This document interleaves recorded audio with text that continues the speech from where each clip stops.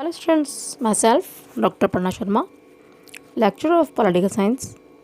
Students, आज हम BA part second political science में प्रमुख राज्य व्यवस्थाएं में अमेरिका के संविधान का अध्ययन करेंगे। इससे पूर्व हम इसमें अमेरिका के संविधान में शक्ति पृथक्करण, वहाँ की शासन व्यवस्था आदि का अध्ययन कर चुके हैं। आज उसी क्रम में हम आगे बढ़ते हुए अमेरिका की कांग्रेस को पढ़ेंगे। स्टूडेंट, जैसा कि आप सब जानते हैं कि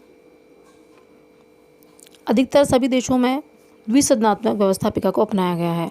जैसे कि भारत में भी संसद के 2 सदन हैं, लोकसभा और राज्यसभा। ब्रिटेन में हमने पढ़ा था, वहाँ भी संसद के 2 सदन हैं, लॉर्ड सभा और कॉमन सभा।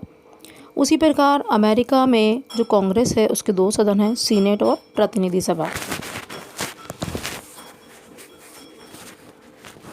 तो अमेरिकन कांग्रेस के बारे में कार्ल डब्ल्यू डिस्ट ने कहा है कि कांग्रेस अमेरिकी जनता व उसकी सरकार के बीच के अत्यंत व्यापक और आवश्यक संचार साधनों में से एक है। वह एक ऐसा आवश्यक यंत्र है जो विचारों को सहमति के रूप में, सहमति को कार्य रूप में परिणित करता है। मतलब अमेरिका की जो कांग्रेस है वो अपने आप में बहुत सर्वोच्च और शक्तिशाली सदन है। संयुक्त राज्य अमेरिका का संविधान राजनीतिक शक्तियों को राष्ट्रीय विधेयकों का रूप देने का उत्तरदायित्व कांग्रेस को सौंपता है और संविधान का पहला अनुच्छेद इन संविधानिक शक्तियों को कांग्रेस को दे देता है। कौन सा अनुच्छेद? पहला अनुच्छेद। तो कांग्रेस एक द्विसदनात्मक सभा है, इसके 2 सदन हैं, पहला सीनेट और दूसरा प्रतिनिधि सभा। फिलाडेल्फिया सम्मेलन के सामने एक समस्या थी उस समय कि कांग्रेस में 1 सदन होना चाहिए या 2 सदन होना चाहिए, लेकिन इस विषय पर बहुत तुरंत ही समझौता हो गया और फाइनली ये डिसाइड हुआ कि 2 ही सदन होंगे, द्विसदनात्मक व्यवस्थापिका होगी, जिसमें सीनेट और प्रतिनिधि सभा होगी। द्विसदनात्मक व्यवस्थापिका को अपनाने के कारण क्या थे? पुरानी औपनिवेशिक प्रणाली के प्रति आसक्ति। ब्रिटेन के द्विसदनात्मक विधानपालिका के लाभों से अमेरिका परिचित था। उपनिवेश काल में भी अधिकतर राज्यों में इसी प्रणाली का अनुकरण किया गया है। पेंसिल्वानिया और जॉर्जिया को छोड़कर सभी क्रांतिकारी राज्यों के संविधान में इस तरह की व्यवस्था थी। वर्जीनिया योजना ने भी द्विसदनात्मक प्रणाली का ही समर्थन किया था। तो इस प्रकार यह निर्णय लिया गया कि कांग्रेस के 2 ही सदन होंगे और इस प्रकार वहाँ पे द्विसदनात्मक व्यवस्थापिका को अपनाया। दूसरा एक महत्वपूर्ण कारण है, वो है अधिकतर सदस्यों का अनुदारवादी तथा धनिक वर्ग का होना। फिलाडेल्फिया सम्मेलन के अधिकांश सदस्य अनुदारवादी तथा बहुत धनिक वर्ग के थे। प्रजातंत्र से उन्हें निहित स्वार्थों तथा धनिक वर्गों का खतरा दिख पड़ा, अतः वे चाहते थे कि एक ऐसी संस्था का निर्माण किया जाए जो एक विशेष और उच्च वर्ग की रक्षा कर सके। तो इसके रूप में सीनेट का उदय हुआ और इस प्रकार सीनेट श्रमिक वर्ग से भय का परिणाम था और उच्च वर्ग के पक्ष में एक राजनीतिक पाशा था। इस प्रकार से तो अधिकतर सदस्यों का अनुदारवादी तथा धनिक वर्ग का होना भी एक कारण है कि अमेरिका में द्विसदनात्मक व्यवस्थापिका को अपनाया गया। नेक्स्ट है विभिन्न क्षेत्रों में संतुलन स्थापित करना। सीनेट की व्यवस्था द्वारा संविधान निर्माताओं ने आर्थिक, सामाजिक तथा राजनीतिक क्षेत्रों में विरोधी तत्वों को संतुलित किया है। आर्थिक क्षेत्र में उत्तर के राज्य उद्योग प्रधान थे और दक्षिण में राज्य कृषि प्रधान। दोनों के विरोधी हितों के बीच संतुलन आवश्यक था। सामाजिक क्षेत्र में उत्तर के राज्य बड़े तथा घनी आबादी वाले थे और दक्षिण के राज्य छोटे तथा कम आबादी वाले थे।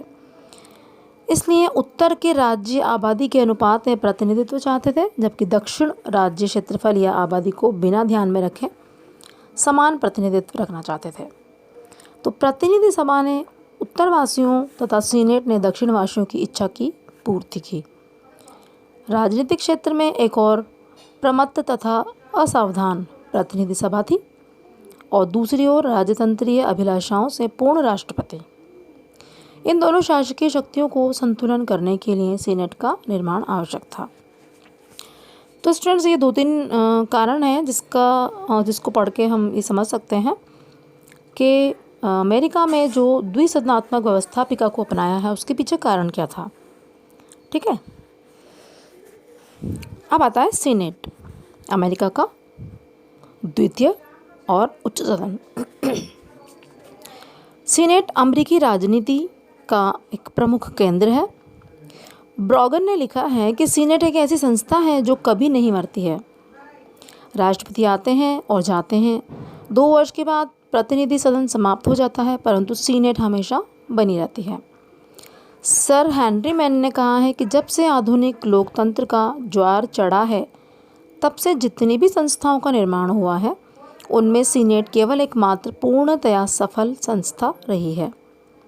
सीनेट के संदर्भ में हरमन फाइनर ने लिखा है कि सीनेट को उसके कार्यों के साथ कांग्रेस योजना से निकाल दीजिए और आपको न केवल निम्न सदन को पूर्ण विधायिनी कार्यवाही ही सौंपने देनी होगी, प्रत्युत राष्ट्रपति और प्रशासन के महत्वपूर्ण अंग भी नष्ट करने होंगे।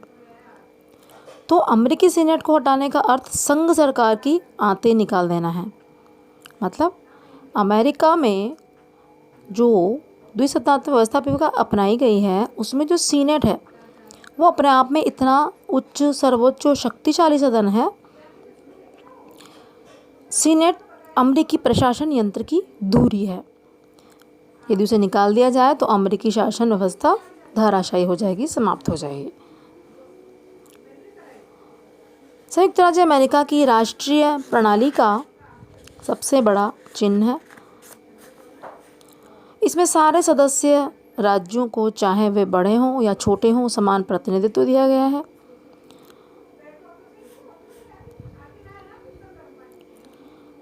इसके सदस्यों में जो योग्यता होनी चाहिए वो देख लेते हैं। वह संयुक्त राज्य अमेरिका का नागरिक होना चाहिए, वह किसी सरकारी वेतनिक पद पर नहीं होना चाहिए, कम से कम 9 वर्ष तक अमेरिका का निवासी रहा हो, कम से कम 30 वर्ष की आयु को वह पूरी कर चुका हो, वह उस राज्य का ही नागरिक हो जिस राज्य में चुनाव लड़ना चाहता है। अब आती इसकी अवधि। तो सीनेट का प्रत्येक सदस्य 6 वर्ष के लिए चुना जाता है और इसके 1/3 सदस्य दूसरे वर्ष पद छोड़ देते हैं। इस प्रकार सीनेट प्रतिनिधि सदन की तरह कभी भंग नहीं होता है। बड़े राजनीतिक नेता सीनेट का सदस्य बनना पसंद करते हैं। अधिवेशन। सीनेट के अधिवेशन प्रतिनिधि सदन के साथ ही होते हैं। संविधान के अनुसार वर्ष में एक बार कांग्रेस का अधिवेशन आवश्यक होता है। आवश्यकता पड़ने पर राष्ट्रपति कभी भी विशेष अधिवेशन भी बुला सकता है।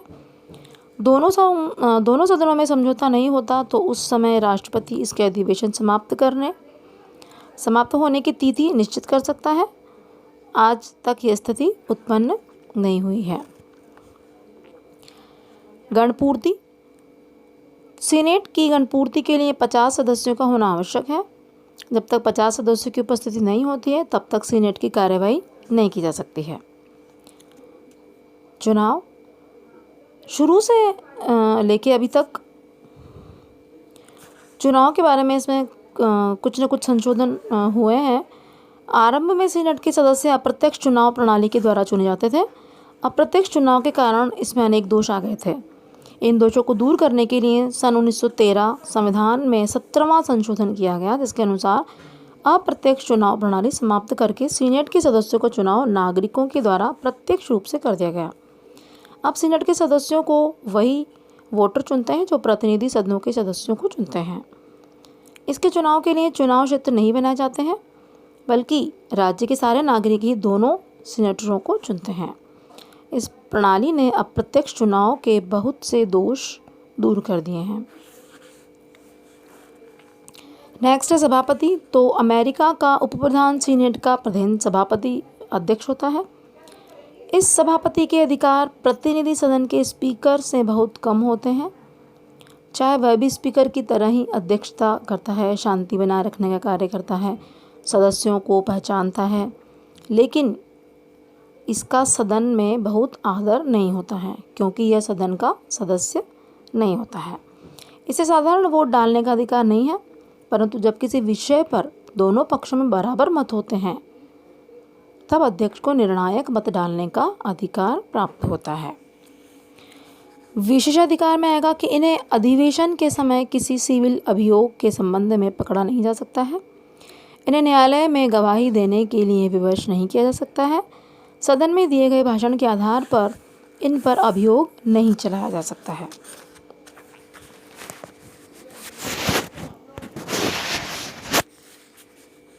अब हम देखेंगे सीनेट का अधिकार और कार्य। तो स्टूडेंट्स, सीनेट जैसे कि हमने देखा कि अमेरिका में जो द्विसदनात्मक व्यवस्थापिका अपनाई गई है उसमें 2 सदन हैं। कांग्रेस के 2 सदन हैं, सीनेट और प्रतिनिधि सभा। सीनेट अपने आप में शक्तिशाली सदन है। तो उसके कार्य क्या क्या हैं? कार्यपालिका संबंधी कार्य, विधान संबंधी अधिकार, न्यायिक अधिकार, संवैधानिक अधिकार, निर्वाचन संबंधी अधिकार, वैदेशिक मामलों से संबंधित अधिकार। सीनेट संघ में नए राज्यों के प्रवेश की स्वीकृति देती है। अपनी युद्ध संबंधी शक्तियों के अंतर्गत भी यह महत्वपूर्ण हो जाती है क्योंकि युद्ध की घोषणा के लिए राष्ट्रपति को प्रतिनिधि सभा के साथ साथ सीनेट की भी स्वीकृति लेनी पड़ती है। अपने अन्वेषण संबंधी अधिकार के अंतर्गत सीनेट अपने समितियों के द्वारा सरकारी कार्यों का अन्वेषण करती है और इन समितियों का इतना महत्व है कि समस्त प्रशासन उनसे डरता है। राष्ट्रपति और उपराष्ट्रपति के निर्वाचन के लिए किए गए मतदान की गणना भी सीनेट ही करती है। तो विश्व का सर्वाधिक शक्तिशाली सदन सीनेट ही है। अमेरिकी सीनेट के संदर्भ में लिंडसे और ने कहा है कि संयुक्त राज्य अमेरिका की सीनेट संसार का सबसे ज़्यादा शक्तिशाली सदन है। दूसरे देशों की शासन व्यवस्था में द्वितीय सदन की शक्तियों में ह्रास हुआ है पर सीनेट की शक्ति में वृद्धि हुई है। प्रोफेसर मुंडो ने कहा है कि ऐसा सम्मेलन कभी नहीं हुआ है न कभी होगा जब कांग्रेस के दूसरे सदन का दूसरा दर्जा हो जाए। तो स्टूडेंट्स, जो हम बीच बीच में डेफिनेशंस पढ़ते हैं आपको इन्हें लर्न करना है और अपने आंसर में इन्हें डालना है। इससे आपका